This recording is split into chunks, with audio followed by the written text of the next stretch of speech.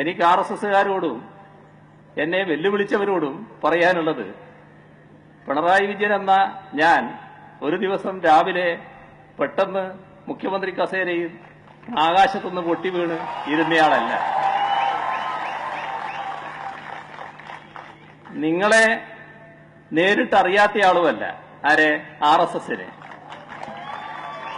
അതും നിങ്ങളെ കണ്ടുകൊണ്ടും അറിഞ്ഞുകൊണ്ടും തന്നെയാണ് എന്റെ ഇതേവരെയുള്ള രാഷ്ട്രീയ പ്രവർത്തനം നടന്നിട്ടുള്ളത്.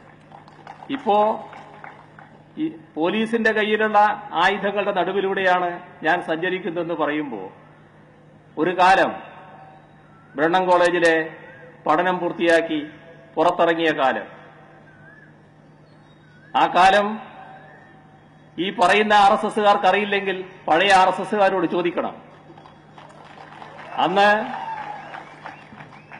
നിങ്ങളുടെ കയ്യിലുള്ള ഊരിപ്പിടിച്ച കത്തിയും ഉയർത്തിപ്പിടിച്ച വടിവാളുകളുടെയും നടുക്കുകൂടെ തന്നെ ഞാൻ നടന്നുപോയിട്ടുണ്ട്.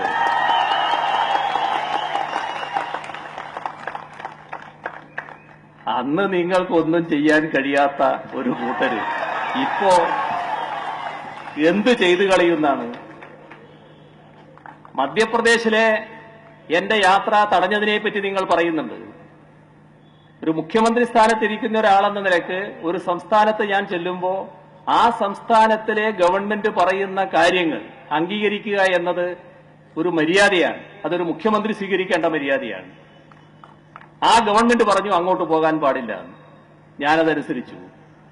മുഖ്യമന്ത്രിയല്ലാത്ത പിണറായി വിജയനാണെങ്കിൽ ചന്ദ്രന് എന്നെ തടയാനാകില്ല എന്നത് നിങ്ങൾ മനസ്സിലാക്കിക്കൊള്ളണം. അതുകൊണ്ട് ആ വിരട്ടലൊന്നും ഇങ്ങോട്ട് വേണ്ട.